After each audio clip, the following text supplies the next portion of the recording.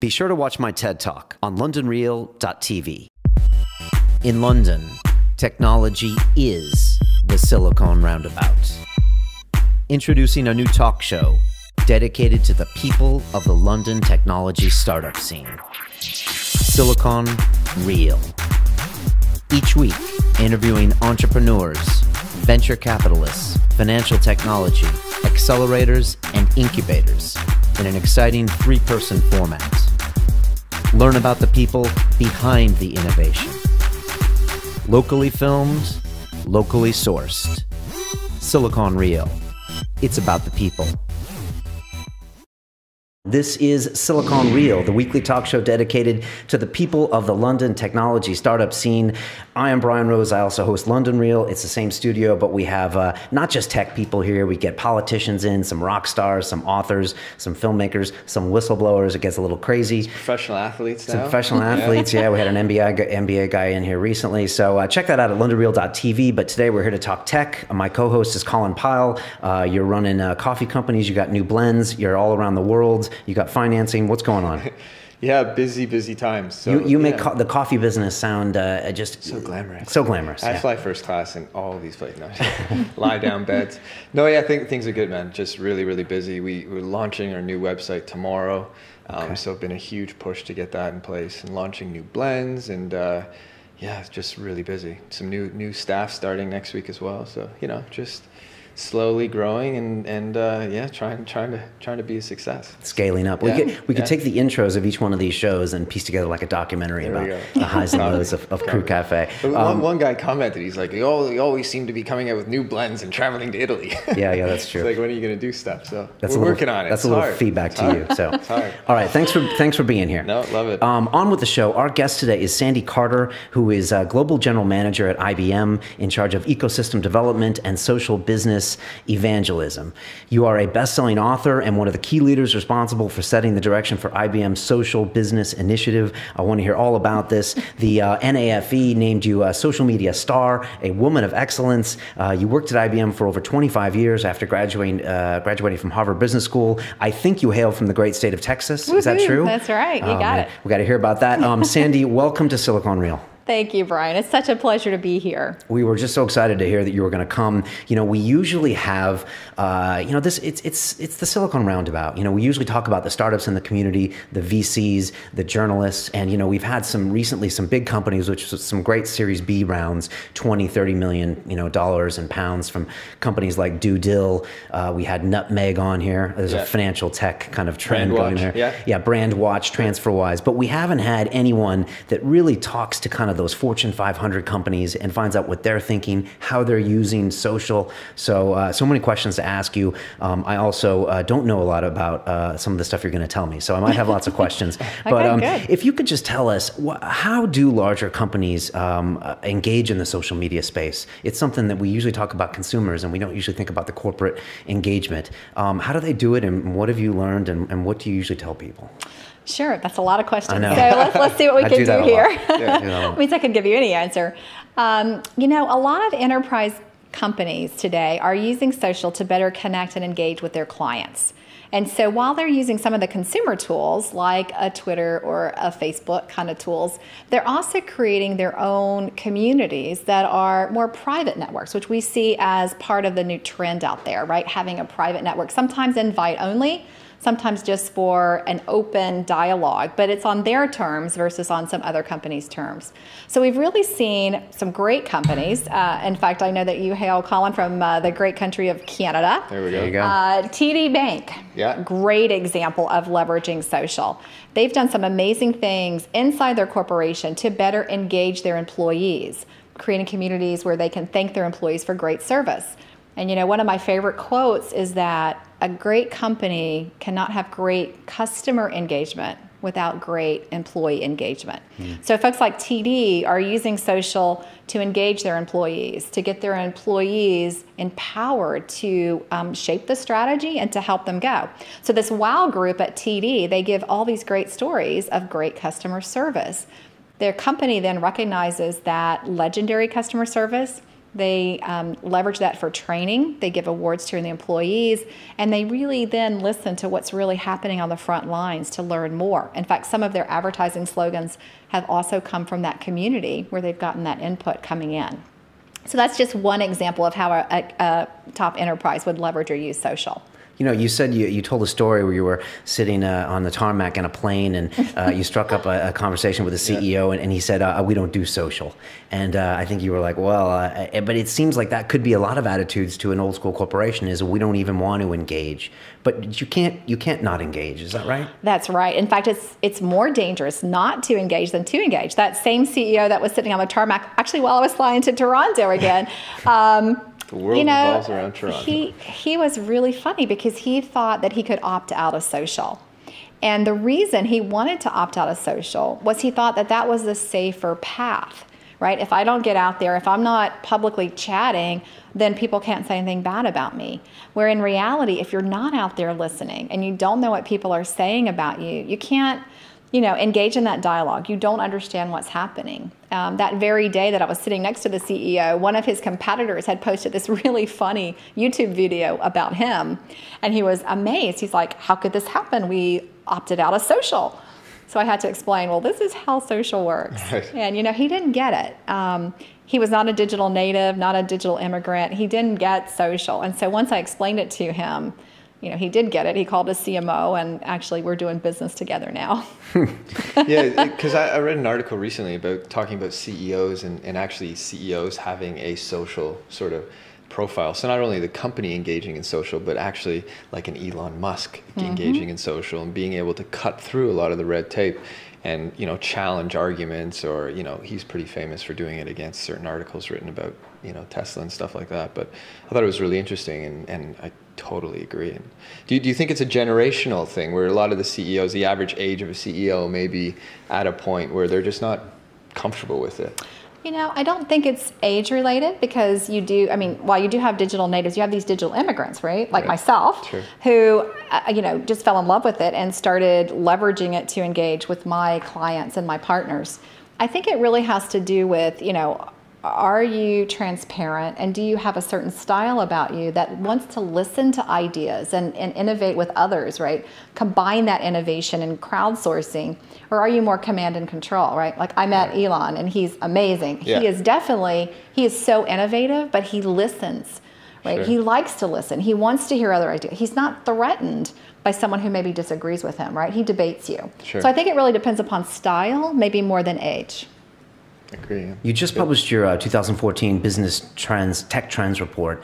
Is that what's here, right? Yes. Okay, we've got a copy hot off the presses. What did you learn, or what did you realize things when they're going in social, or just the way that kind of the big corporates or the winning corporates are I guess, integrating or interacting with the rest of the community?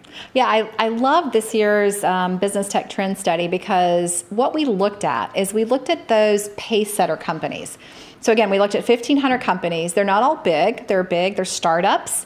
They're medium-sized companies. And what we wanted to know is those who are really excelling in the marketplace, who are pace setters, about 27% of those folks, what are they doing that's different than all the rest of the companies out there? What could we learn from them? And we learned 3 really interesting things. And the first one was my big aha, which was these pace setters are partnering in different and more creative ways. In fact, they're 2 to 3 times more likely to partner with a university to innovate for skills. They're 2 times more likely to partner with citizen developers. And they're also more likely to partner with different types of folks, not just in universities and citizen developers, but across the board, to use clients as part of that partnering community.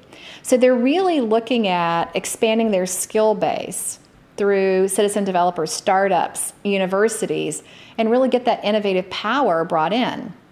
So if you think about it, today if you're developing an app, it has to be mobile, right? It have to have some social in it, has to have analytics in it. Where do you find folks who really know that space really well? Well, they're probably in university, or they're in startups, or they're out there in the citizen realm. And so the power of that, these pace setters have really harnessed in. What is a citizen developer? How do you define that? Yeah, great question. So a citizen developer could be a hobbyist, right? Someone who codes for fun. Could be someone who has a tech skill, but maybe doing something different, right? Like owning a coffee shop. It could be someone who is just really passionate about development, does it for their day job, but in the evening they want to do some coding for good. Like in the United States, we have a group called Code for America. We have all kinds of citizen developers there working on projects that help, the country out. So a citizen developer is really opening it up to any type of person who has technical skill. For instance, I'll give you an example. In Honolulu, Hawaii, which is, I know, in the United States, but I could use Lisbon or Sydney or many other cities as well. But I love the Honolulu story because they had all this great data, and they opened it up to their citizens to develop apps. They created an app platform, happens to be on IBM's cloud, but that app platform then enabled these citizens to write apps. And let me give you some of the cool apps they did. They did one called Da Bus, and it really is called Da Bus. I'm not just stumbling over my words. And it's just a simple bus schedule. When's the bus going to be on time? When is it going to be late? They went on to also do a tsunami warning system. So they had community leaders. They created a community, checked the siren, And in fact, it's so good that Japan now wants to leverage that tsunami. Now, think about that. This tsunami system was written by a citizen developer. They created an app called TripIt so that local Hawaiians could provide walking trails for those folks coming as tourists to the city. It's been so successful that Honolulu will now expand it. Similar things have been done in Stuttgart in Germany, who also leads in this space of using citizen developers.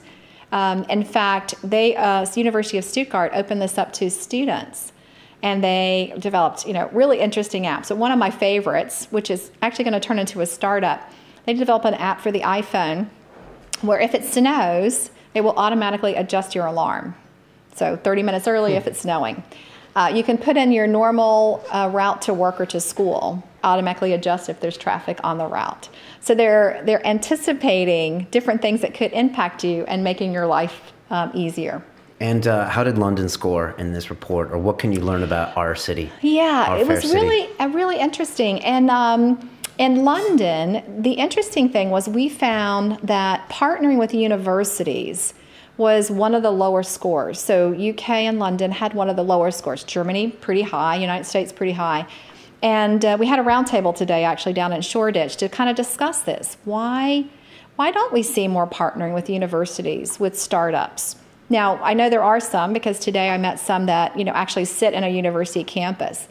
But overall, we saw, even a lot of the research that's done here in London or England with the schools, that research actually ends up in startups in New York City or in Silicon Valley. When was the last time we talked about a university here in London? I mean, seriously, 60 episodes, and sure. I have to say, anecdotal evidence for you, but we don't talk about the student that came from LSE or any of those kind of things. So yeah, I guess Sherry is quite involved in she lives in Cambridge, Sherry Kutu. And, Sherry Kutu, yeah. So, Cambridge is a different story, but I think in London, exactly, yeah. So you just found there wasn't that engagement. There wasn't, and today when we had our roundtable, we had a group of 25 influencers from London together. Universities, startups, app developers, some entrepreneurial groups as well. We kind of were brainstorming, does it start with the way that London, I guess the country maybe, does education? Where you select a major early on, when you're 16, you kind of stay in that major and you don't share, you're kind of siloed. So does it start there, and therefore you don't get a lot of sharing that's done with companies? Does it have to do with IP? We just kind of batted it around. I also understand, I think this week, a startup manifesto was released here too, and they called out the same thing, that we needed to do more here in London to partner with universities. So one of the things that we suggested is NYU in the United States, they're doing a really interesting program to engage companies with universities, we thought we might bring over some of the folks from NYU, who've been partnering with IBM as well, with some of the universities here in London and just have a dialogue and see if we could share some best practices. I don't know. What do you guys think about that? It's interesting to hear that the research in London goes to New York and, the Valley, which is, and we're always, of course, talking about the Valley and New York here because, they are the major competitors. They're leading the way. So we're always comparing ourselves. But this is kind of interesting to hear, surprising to hear. But also some of the major tech centers in the States, they were spawned from the universities. There's no, Valley from Stanford and all the different peaks, Austin, all those things. But London is, the capital, the financial capital, the government capital. But how many schools are really here? Yeah, I think I always thought universities would be so cool if they had, like an incubator accelerator program for after you graduate to help foster their own students. And I work pretty closely with where I went to graduate school at Holt, and in less of a tech way, but they're always interested in what I'm up to and how they can help me in some way. And so I think, it's a huge, as a big customer, as a startup, is so important. But then also having, universities help foster people's ideas coming straight out of school.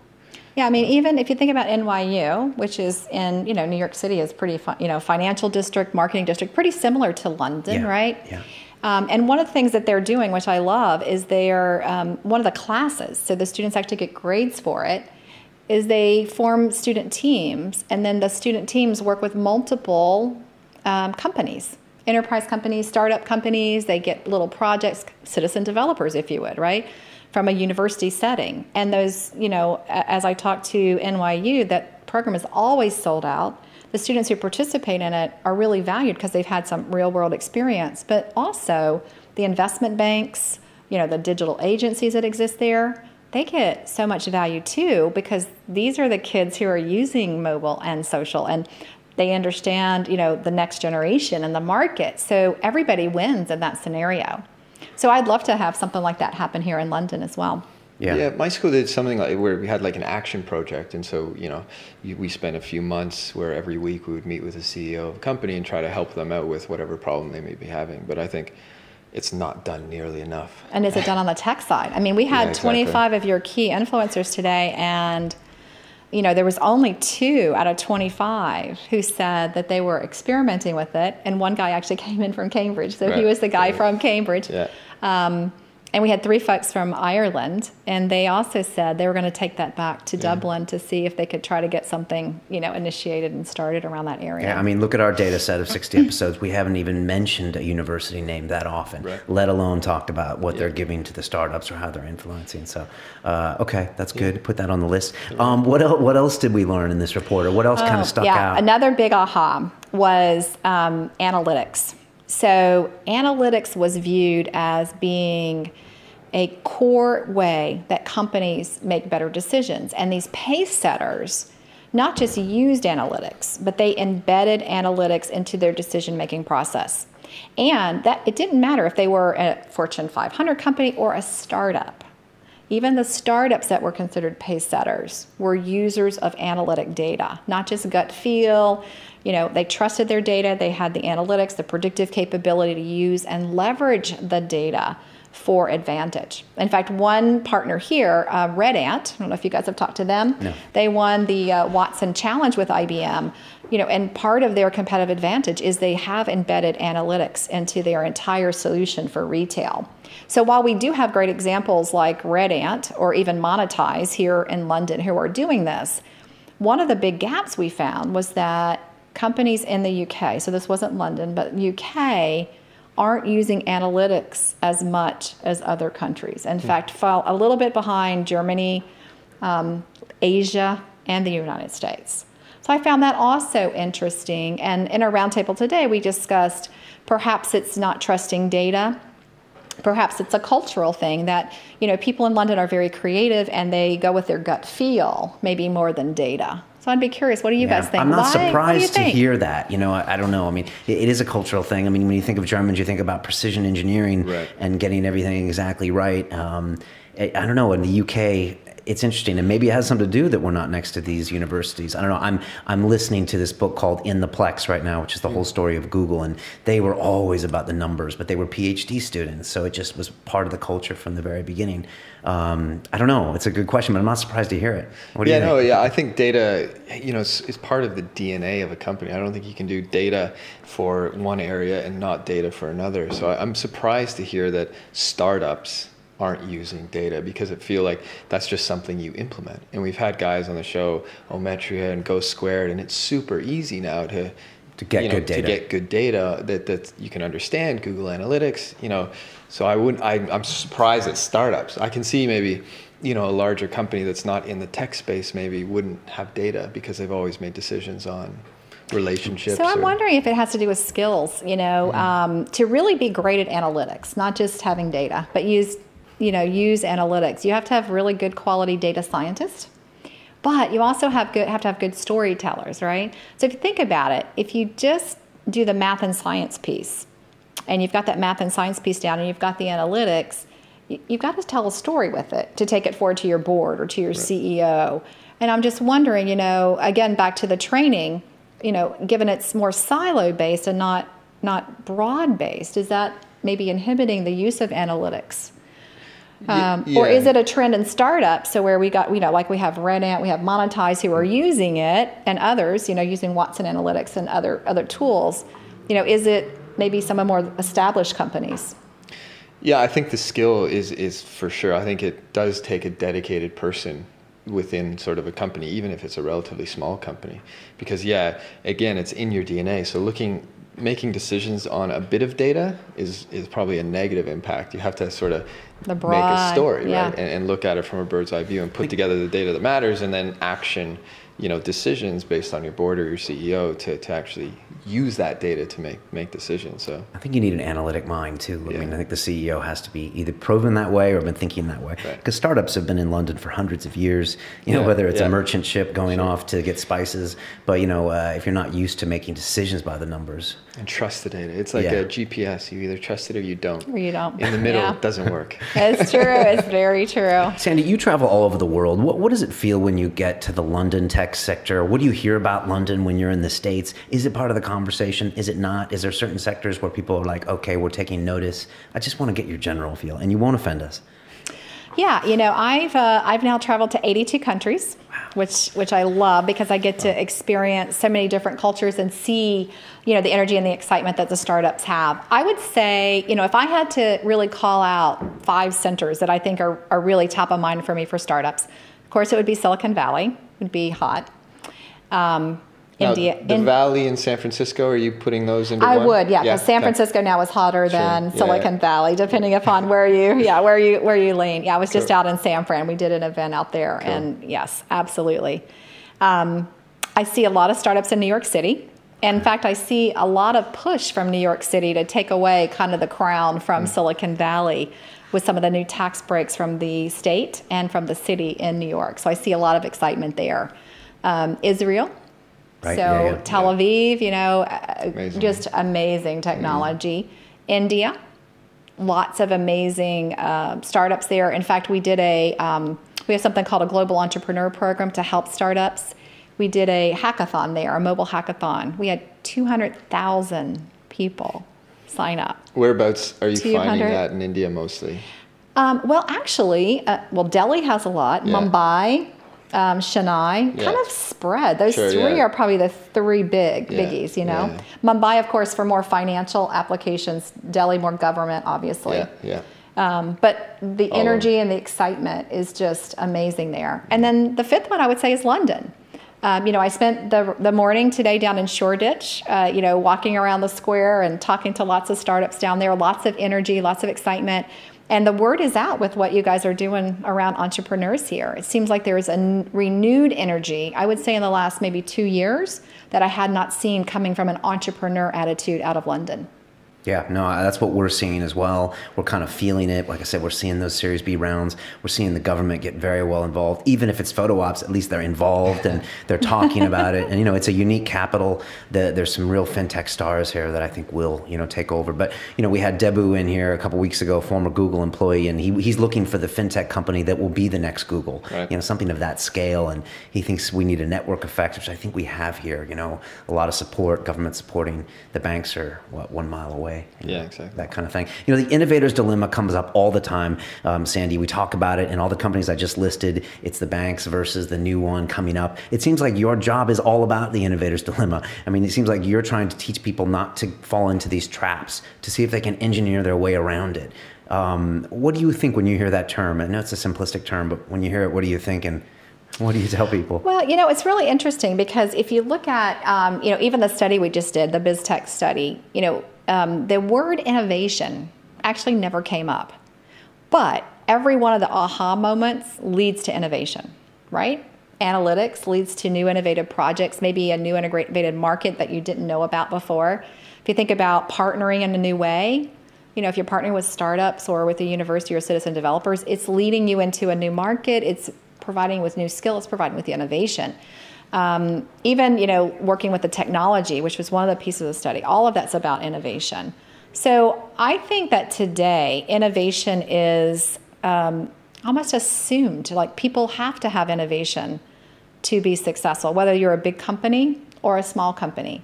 And that's one of the reasons why I love my job right now. I get to focus on entrepreneurs and entrepreneurship. We have an entrepreneur program, and we do smart camps. So we help these young entrepreneurs focus on innovation. We provide business mentoring, technology mentoring, connection to VCs to help them through that innovator's dilemma, to get them over the hump when they just have a great idea. There's so much more, right, than just a great product. You need a company. You need to be an entrepreneur, not just an inventor.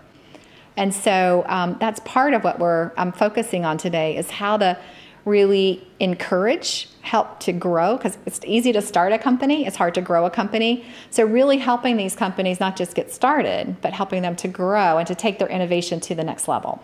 And you're working with these entrepreneurs on the front lines. What do you see, and what's changed in the last couple of years? Are you seeing kind of a new breed? Are they well-versed? Do they know all the terminology better? Or what are you seeing, and what do you want to see more of? Yeah, you know, it's really funny. We call it kind of like and I don't know if you guys watch Shark Tank here, but like the Shark Tank phenomena. Is it popular here? We know of it. You know of it, okay. Mark Cuban. Mark Cuban, yeah. So, but break it down briefly for people that haven't seen it. What do they do? So on Shark Tank, it's kind of like a VC on steroids. These 4 or 5 entrepreneurs, millionaires and billionaires, listen to pitches. Companies come in and they pitch their idea, and then on the spot, these guys fund the company. And they take an equity position or a royalty position in the companies. It is right now the most watched TV show in America. Wow. It's now going to go on 5 nights a week, not just 1 night a week. And it is the #1 watch show by teenagers between 13 and 18. So more than all the, you know, the vampire, werewolf, you know, zombie shows out there is the Shark Tank. So it's really this Shark Tank phenomena that we're seeing from entrepreneurs all over. Even today at our, you know, we had a session at Shoreditch with startups. You know, people not as much pitching, but sharing their idea and their thoughts, asking for help. Really motivated to take what they're doing, not just as a product, but to take it to market. You know, I think a couple years ago, you asked me some of the differences, you know, people would come in with a better mousetrap. Now I think entrepreneurs are getting that it's not just a better mousetrap, but it's how do you take that to market, right? What are the elements to make it successful? You got to have sales, and what do you need to think about? Because, you know, the best product doesn't always win, right? It's all the elements that surround the great idea that helps it to be successful.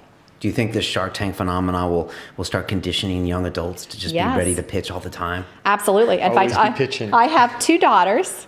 And the other day, my one daughter, she came in and she's like, Mom, I've got a great idea. I'm like, oh, okay, great. And I was folding laundry or something. She goes, sit down. And she almost did like Shark Tank style, pitched me her great idea for, something really cool that she wants to sell at school. Yeah. And I thought, she would never have done that a couple years ago. She's got the bug, that startup bug that I think is so phenomenal.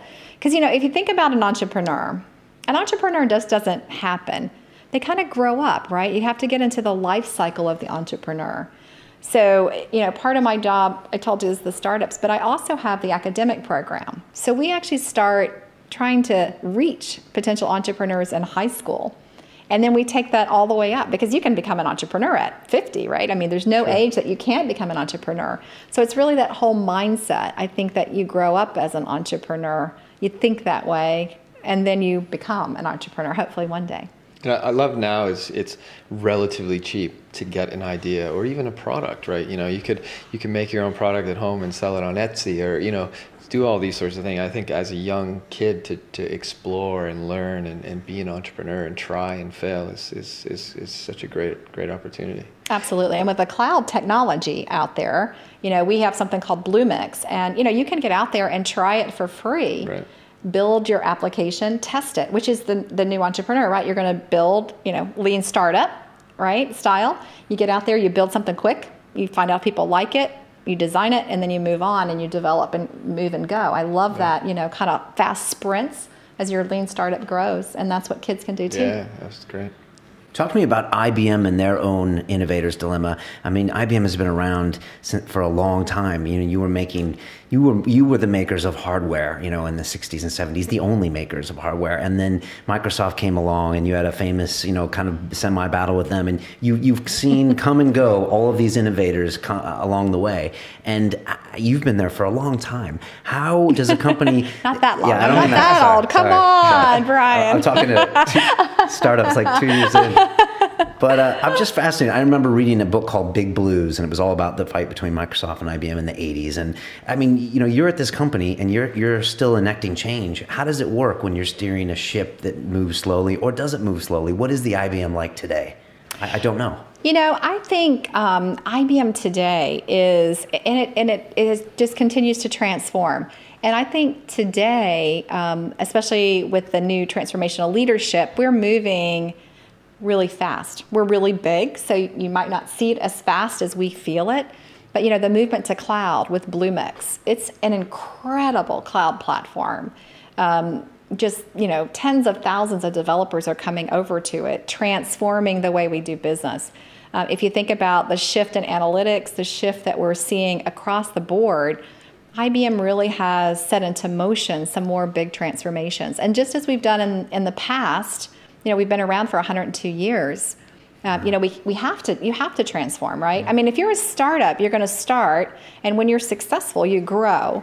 But you can't stay the same. You always have to change. And that's why, when people say to me, wow, you've been with IBM for 25 years, I have, but it's been almost like working for multiple different companies, multiple different roles, because we constantly change to stay on top of the game.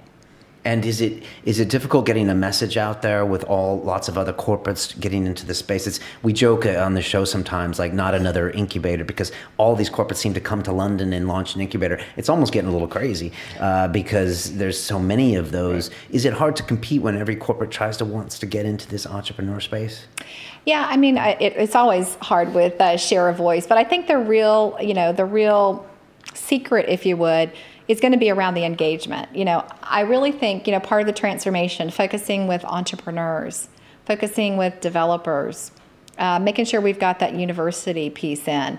I think it's going to be about that engagement. So I think the awareness and things that typically would come from advertising is good, but I think the better thing is directly engaging as we go along. And for me, that's how you break through the noise, right? I mean, look at your show. The way that you guys are successful is not just that you're advertising things. You're engaging your audience. You're telling a story. You've got a value prop. And that's really the same strategy that IBM is using, is we're engaging the audience at the right place at the right time. If you think about entrepreneurs, even in the study, entrepreneurs and developers are very influential. And what startups do, enterprise wants to do. In fact, if you talk to VCs, they'll tell you they're overrun today with, Fortune 500 companies. They all want to see what the startups are doing. And if the startups are using Ruby on Rails or Python, they want to use Ruby on Rails and Python. So there's a lot of, influence there. So as IBM transforms and we work with the entrepreneurs to make them successful, that engagement will just breed success as well. And the pace setters are contacting these startups and engaging with them on their own. They're not waiting until they have to buy them as a capitulation. They're going out and engaging. That's right. And partnering in numbers that we've never seen before. So, I think it's an interesting time for startups now where, startups used to say, well, Sandy, help me get a call with an enterprise customer, right? I want to be in a Fortune 500 or Fortune 100 company. But today, I think the power really sits a lot with startups, and they should use and leverage that power. These Fortune 500 companies want to innovate. Back to your innovator's dilemma, they want to innovate. They see the innovation power in a startup, and so they're hungry for that. So I wouldn't, not go into an enterprise or a Fortune 100, 500 company. I'd be empowered to go there and to take that plunge, because I think that's what those Fortune 500 companies are looking for. And just like IBM learns from entrepreneurs, like we run a lot of smart camps, and these are camps where we bring in entrepreneurs to pitch to us, right? And then we select the best, and we have a global entrepreneur of the year. We learn as those entrepreneurs come in. So for instance, this year, we're seeing that a lot of entrepreneurs and startups are entering around Internet of Things.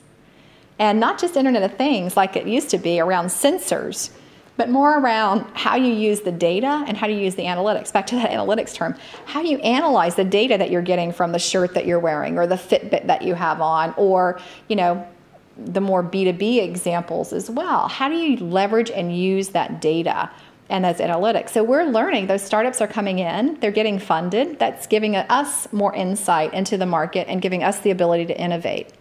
You're speaking tomorrow at a conference. What are you going to be trying to tell those people? Or what is your goal for the next year if you get a win? Is it getting these people to make some real changes in their businesses?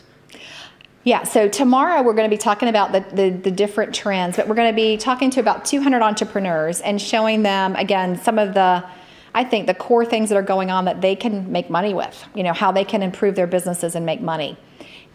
Success over the next year, I believe, is that entrepreneurs and startups see the value of working with IBM, and that IBM isn't this, big, old, slow company, that we're fast moving, that we have a great platform called Bluemix that they can develop on, and that we have programs like this Global Entrepreneur Program that can help them with business mentoring, technology mentoring, and connection with the VCs. That's, that breaking through the noise that you talked about earlier, that we break through that noise with that great engagement that we want to do at a very local level. That's important to Where come does up with that stuff take like place, this. the entrepreneur sort of accelerate, that you have? Yeah, so we actually have here in London, we have over at level 39. We have an innovation center that's up 24/7, and you can go there as a startup and get help on the technology and business side. We also have a partnership with Shoreditch, the Village Hall, over here in a set of buildings for startups. And then we also run smart camps, and we run those all over the world. So we do about 78 of those. In fact, I just met with a smart camp runner from here in London, and we do those, and then we host a global entrepreneur event. But we offer support for entrepreneurs throughout the year through this entrepreneur program, so they can get mentoring. Think about IBM. I mean, we've acquired a lot of startups, right? I mean, a lot of startups. It's part of our strategy is acquisition.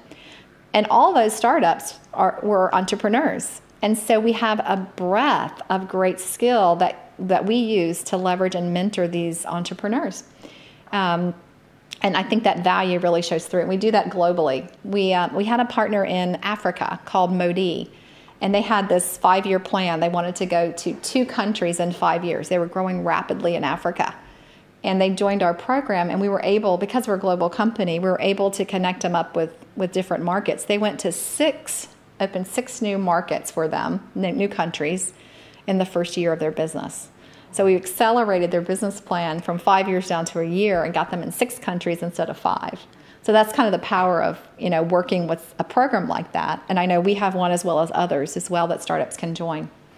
We're talking lately a lot about women in tech, and you were probably one of the original women in tech. I'm guessing there weren't that many women around. So back when they had covered wagons, probably not. So maybe not that bad. But I'm curious, because you must have a perspective that other people don't, that have been maybe around for 5 years or 10 years, and they're like, okay, this is the women's in tech. But you've seen a trend, going probably in different ways. Well, what's your read when you hear it talked about? How have you dealt about it through your career? Tell me. Well, we've seen a lot of progress, a lot more women in tech, but not enough women in tech, I would argue. And I would say that one of our particular focus areas are women entrepreneurs. I don't know about London, but I would say globally around the world, we don't have enough women startups and we don't have enough women entrepreneurs. So we in particular do some extra programs and extra things for women entrepreneurs. And we actually start early. I talked about this Shark Tank phenomena that's happening. We're actually starting earlier and earlier. So if you look at the numbers, it's really quite dismal for young girls in schools today who are taking tech classes, who one day could start, a tech startup or other startups. The numbers have actually declined. As in lower, did you know that? Lower numbers of girls taking coding classes? Yeah, really? Coding, yes, it's been declining. In fact, I would tell you, believe it or not, per capita, there are actually more girls in tech today in Cuba. That means, young girls in high school that really want to focus on math and computer science in Cuba per capita than London or the United States. It's really an issue. So in fact... Why the decline, do you think? As we've talked to some younger girls, they think that it's, if you're going to code or if you're going to be a startup, you're going to be like working in a basement and there's going to be no light and you're going to be, it's not going to be fun. Also, there's still permeation of, boys teasing girls when they're good at math or science. And so, in fact, one of my daughters got into an advanced math class and she's like, I can't do that because no boys will talk to me ever, right? At that teenage Until she That's IPOs, really important. That's right. Exactly. That's right. So we're actually starting earlier. There's a group called Girls Who Code, and we've done a lot of work with them as well as a lot of other tech companies. Twitter's been a big sponsor of them. Lots of startups are sponsoring them because we all see this dilemma that's coming, that there isn't going to be enough diversity. Because a lot of startups, actually, think about a startup. There's probably not a startup that doesn't need technology in some form or fashion, right? And so we do see this as an impact as we move forward. So while we've seen at some of the levels that there are more women in tech, not enough women entrepreneurs, not enough young girls filling that pipeline. So we've done lots of things to try to encourage that. And I'd love for London to engage in that as well. Girls Who Code is one effort. We do something called Excite Camps where we take girls in the summer for a week and we show them all the opportunities that exist with, different types of startup opportunities that they could go and the importance of technology and what that might be as they grow up. So when we do that around the world as well to really encourage young girls to grow up in this area. But I do, even today when we had 25 people at our round table, only two. Shame on you, London. Were women. And so, I do think we need to do some more encouragement here as well. How many women do you interview here?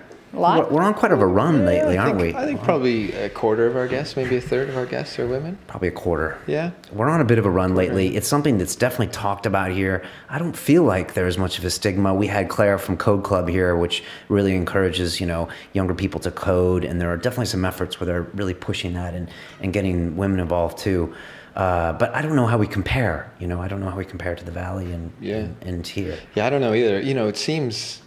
It seems, you go to sort of networking events around tech, and it seems it's definitely male sort of heavy, but it doesn't seem that outrageous. And I definitely think there's an emphasis on it in London. There's people are aware of it, and they're trying to encourage not only girls but also women, right? It's just because you're in your 30s. Right. We always say easy at Google. They have mothers in sort of tech thing in them. They have like a Tuesday. It's mothers in tech, and they can come in and get hours and Don't have to be 13 start to code. You can be 35 and have 2 kids and start to code. That's true.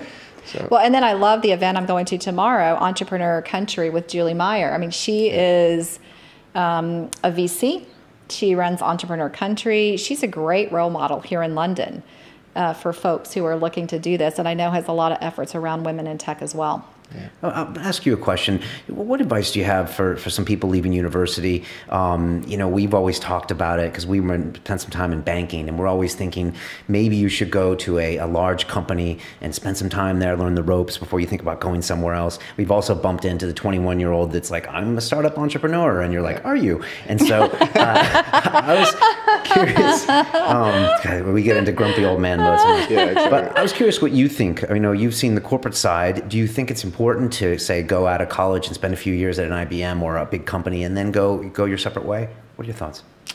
I see, if you're thinking about starting a company, anybody can start a company. I think when you look at companies that reach that growth and scale, they all look for some experience. So I think it's really advisable if you get some experience at a company. It doesn't have to be as big as an IBM, but I do think it's important to get some of that experience, because I think then when you come up with that great idea and you have your startup, you've got that scalability in mind and you know how to scale your company. So you're not going to be one of those startups that comes in and you're the founder, but then when you start to grow, an external CEO comes in and takes your place, right? We've all seen that happen before. So I do believe that if you get some of that experience, I even think business school, you said you came here for business school. Yeah. I think business school is a great, another training ground, right? It gets you inundated to lots of different case studies, and you don't have to live through all the hardships, but you learn from those hardships. I think those things are really valuable for entrepreneurs.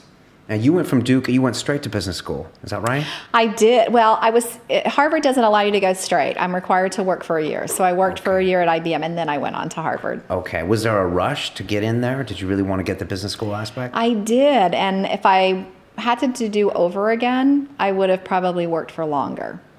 Because I think a lot of the lessons, I was pretty naive about it.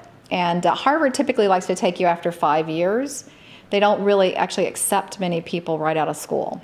And so I thought it was a really cool thing. I was going to work for a year and go. But if I had it to do over again, I would have worked for 5 and then gone back. The problem is just inertia, right? Will you really do it once you work for 5 years? Once you get on that treadmill. Yeah. I had quite a bit of experience, and I feel, I could really take a case study and take what I learned in class and reflect it on my own experience, which was very helpful in understanding things and how to improve. I almost went straight to the Sloan School of Business after my undergrad. And I remember when you're 21, 22, you don't want to hear to wait. Everyone's like, they're like, go spend 2 years on Wall Street. Like, 2 years. Exactly. And like, you don't want to, you don't want to. I need my, my fancy car, and you're so materialistic at that age, I find. Yeah. And so immediately you just want to, let's get school out of here, or, and get the big paycheck. Yeah, but to you, you're in this undergraduate mode where you're like, oh, it's just another year of learning. But I think the business school degree is really a reflection on the mistakes you've made, and then really applying that, I should have done that instead. And I don't think you have that experience. I agree. I would say wait if you can. Yeah, okay, to anyone listening, there you go. Sandy, we ask everyone on the show a few questions at the end. I'm going to hit you with those. If you could make a phone call to the 20-year-old Sandy Carter and give that young lady a bit of advice, what would you tell her? Wow, that's a good question. I would say, first I would say, don't go straight away to business school, because that's what I did. Don't buy that red sports car right away. Wait for a little while. I think the other thing that I would say is, to be more confident right away, not cocky. I don't mean cocky, but I mean more confident in your ideas. When you're younger, sometimes you think that you have a great idea, and then someone says, no, that's not right. You kind of back down because you think, wow, they've got like 5 years of experience, and you don't. But I think sometimes when you're coming at something with a brand new, fresh approach, that if you really push, the majority is not always right, and you need to have more confidence with your ideas. That would be one of the things that I would say, is really go out on that limb and push and take more risk.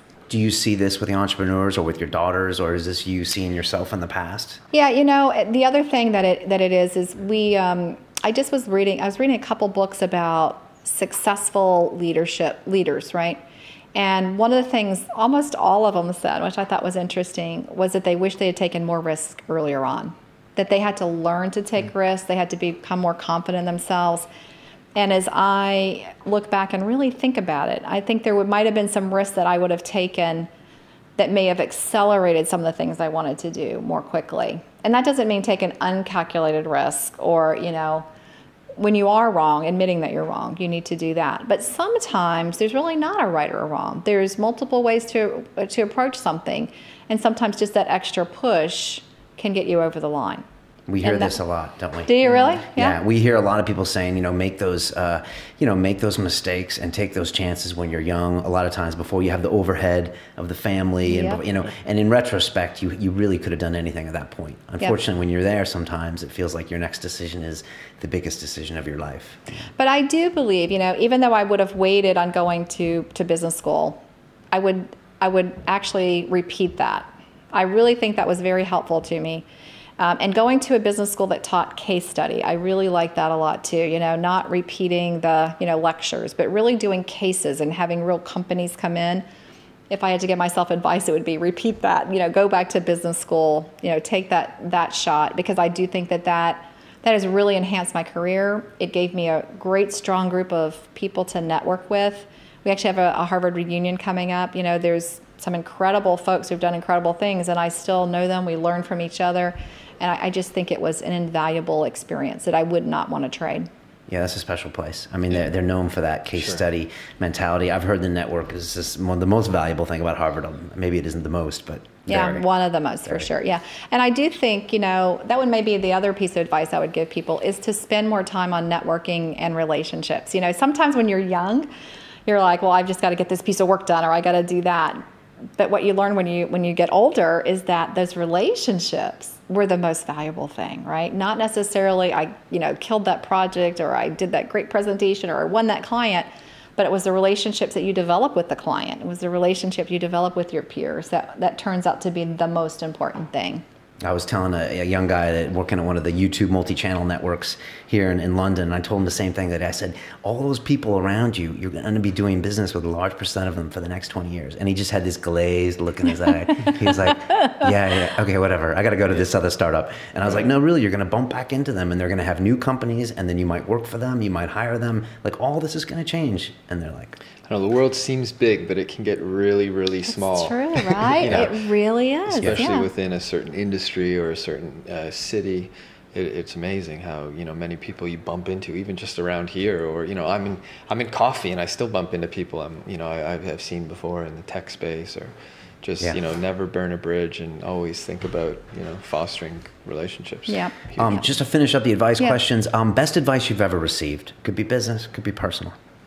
Best advice I've ever received. I would say the best advice I ever received would be that your family is most important, and to prioritize your family.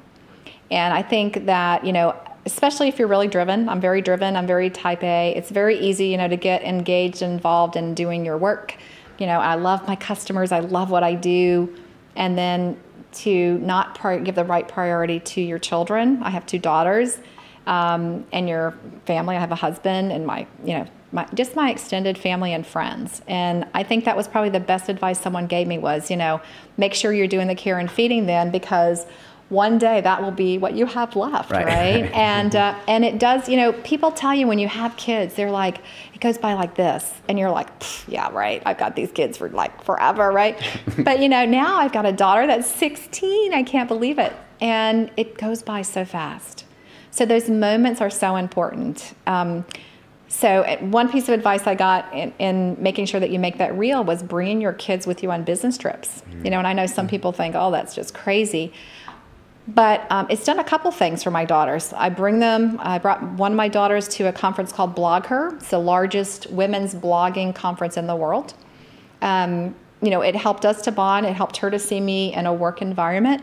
But it also, she actually won her blogging contest at school. And she said she was motivated by seeing these businesses started by these women that were just bloggers. My other daughter, I took out to California with me. This is the unfortunate thing, is that now she wants to go live in California.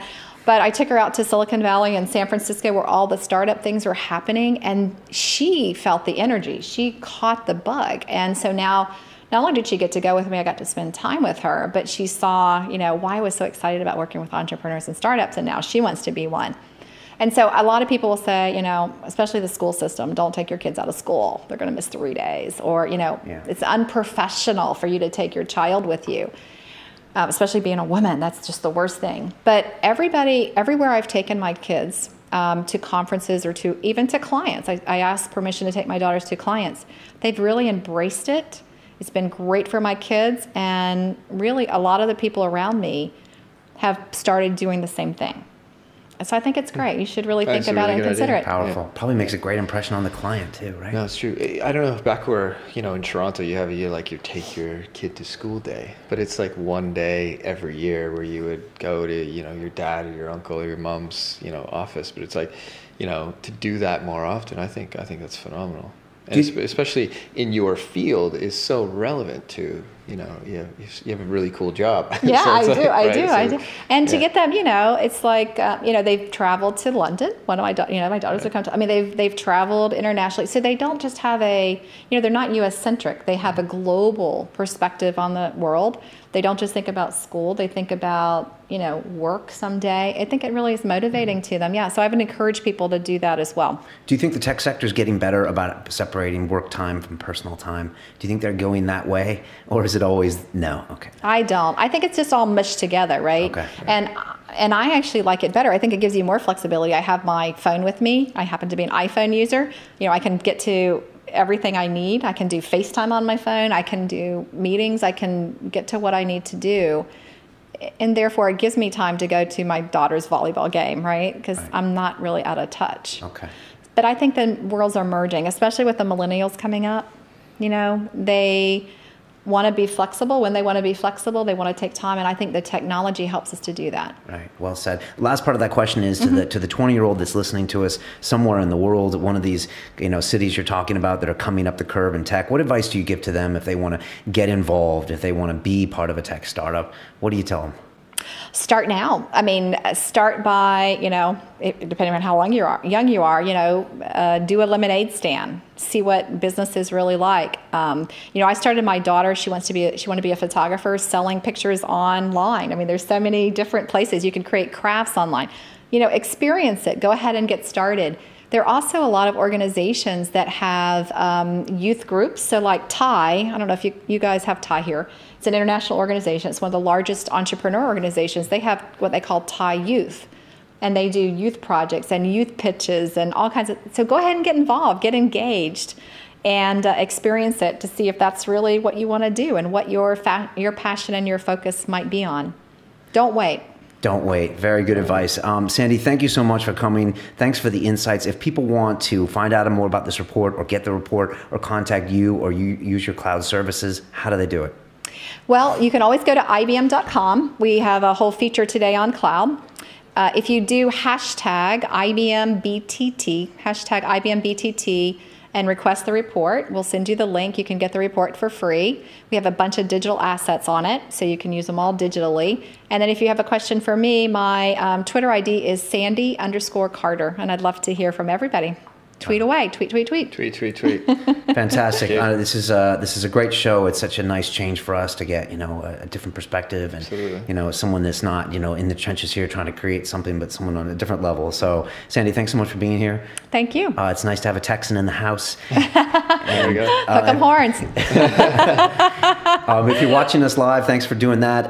If you want to listen to us, we're on iTunes, so you can click on that and you can have it downloaded free and walk around with that. Somebody said he was mowing the lawn the other day and was listening to one of our shows. So that's all good, and we would love any guest suggestions, so keep that coming. If you want to send us an email, it's hello@siliconreal.com. And that's it, right? What can I say? Our tagline is, it's about the people. Sandy, you're one of them. Thanks so much for being here. Thank you. Let's go get some coffee now. There we go. There you go. All right. All the best. Thanks.